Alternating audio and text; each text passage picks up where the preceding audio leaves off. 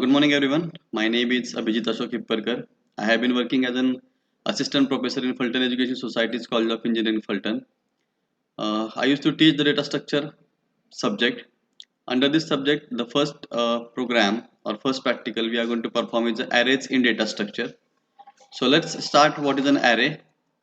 So array is a collection of elements of similar type of data elements. So if we consider integer, character, float, and double as a data type, if we require to save similar kind of data elements inside one name with a different index, then we can go for the array. So similar type of data elements in the sense they have a same data type. Second point about the array, it stores in a continuous memory location. Third, we can access these different elements of data by using their index, and it will help to store the large amount of data under the same name. So that will improve our efficiency of programming. Now let's see the characteristics of array. Array is of a fixed size. So initially whatever the size you have been given to that array size will be fixed. It can be saved the homogeneous element as in previous slide we say that it can be able to save only integer, character, float, double type of data type. So similar type of data elements are going to be saved that we call as homogeneous data elements. Third, it is going to be saved in a continuous memory location, and by using index we can randomly access them. So these are some of the characteristics of an array. Next point is what are the different types of array. So initially the arrays are three types: a one-dimensional array, a second type is a two-dimensional array, and third is a multi-dimensional array. Let's see a declaration and initialization of an array in a different programming language. So here on your screen you can see three type of programming language. A C, where we declare data type, then we give the name of the array, then we give the size of the array, and equal to we declare the elements like 1 2 3 4 5. So element 1 will be saved into the 0th index, element 2 will be saved into the first index, then element 3 will be saved into the second index, and accordingly same. So 0 to 5 index will be assigned. In Java, if we want to declare the or initialize and declare the array, the syntax is int, that is the data type. Then we have an array, then a symbol of array and equal to new int into bracket 5. In Java, the arrays are considered to be in class. Similarly, in a Python programming language, you have simply have to give the name of an array and equal to you have to give the elements into the array. Here are different operations that we are going to perform on array. So initial operation is the traverser. So what is the traverser? It's simply just visiting the all elements of an array that we call the traverser. So suppose we have 5 elements into the array 1, 2, 3, 4 and 5. Simply visit every element from index 0 to index n, that we call as a traverser. Next operation is the insertion operation. In this operation we used to insert the element into the array. Then we have a delete. So in this operation we used to delete the element of the array.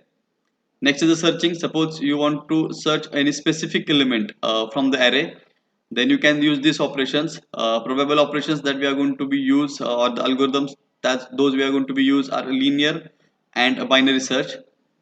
Next operation that we are going to perform on the array is the sorting.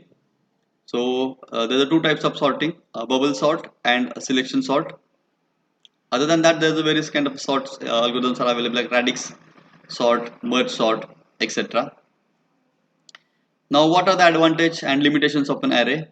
So, array can be easily accessed using index. So, if you want to search a random element from the array, then we can search it with the help of an index.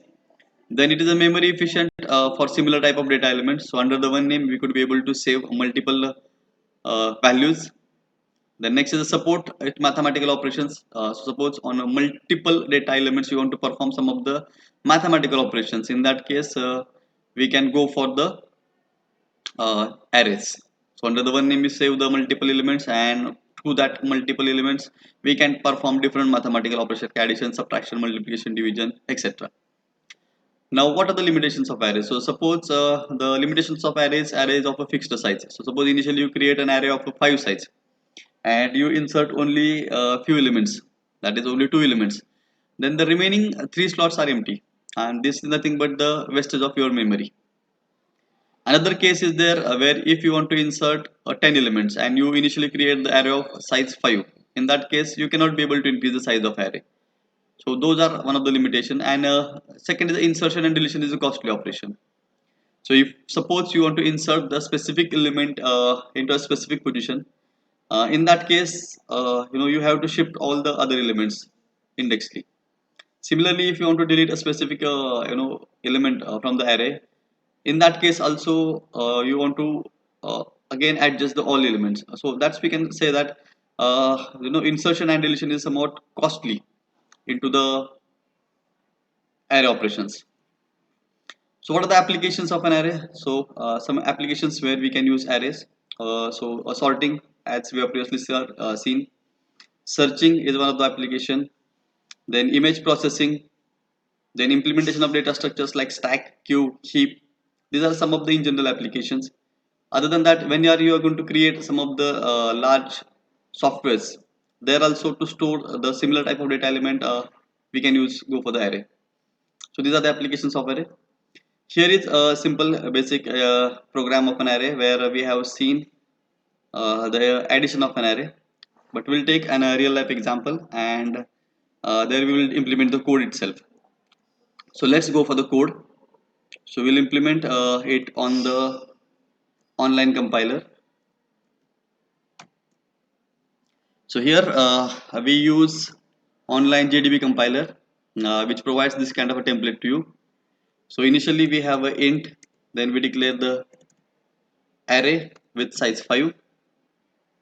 Then we initialize the values 1, 2, 3, 4, 5.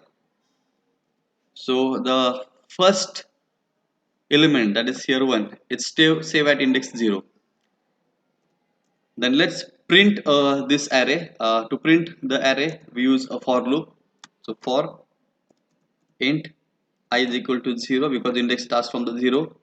I should be less than 5, because we have to go from 0 to 5. And as we are moving from 0 to 5, we have to increase the value of I. So that's why we are writing the I plus plus. Now here we will use simply a print f operation, which is used for the printing. Then we will implement a slash n, which indicate the new line. Then we use the %d, which indicates the number. Now which number we have to print? So from the array with specific index. So we use the array, and here we will write an I. So I represent the index. So this is our program where we initially take the elements in the array, and we used to print the element from the array. So let's run it and let's see it. So it's a simple error. We forgot to write a bracket.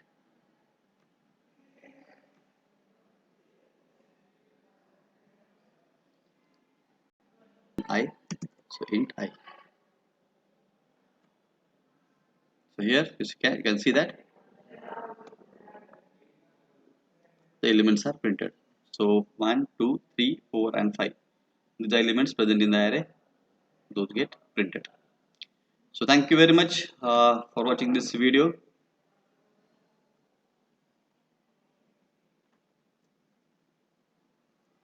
So thank you very much.